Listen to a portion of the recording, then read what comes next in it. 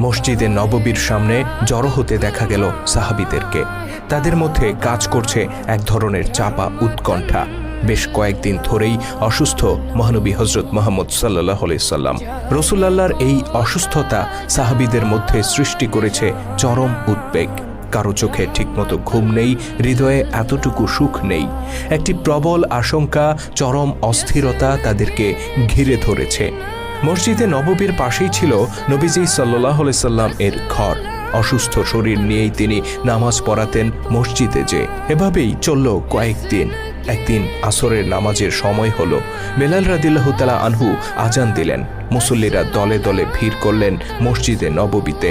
ওযু করলেন, নামাজের জন্য প্রস্তুত হলেন। অতঃপর অপেক্ষা করতে লাগলেন রাসূল সাল্লাল্লাহু আলাইহি সাল্লামের জন্য। কিন্তু দীর্ঘ অপেক্ষার পরেও এলেন না আল্লাহর নবী।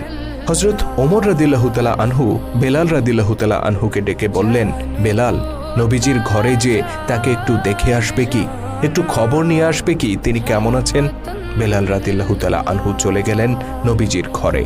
খানিক বাদে ফিরে এসে মুসল্লিদেরকে জানালেন নবীজির অসুস্থতা বেড়ে গেছে, তিনি অন্য কাউকে ইমামতি করতে বলেছেন। অতঃপর তিনি এদিক ওদিক কাকে যেন খুঁজলেন। মনে হলো যেন কাঙ্ক্ষিত ব্যক্তিকে তিনি খুঁজে পেলেন না। অতঃপর খুঁজে পেলেন ওমর রাদিয়াল্লাহু তাআলা আনহুকে। বললেন, ওমর, আপনি নামাজে ইমামতি করুন। রাসূলুল্লাহর অসুস্থতা বেড়ে গেছে, তিনি আজকে আসতে পারবেন না।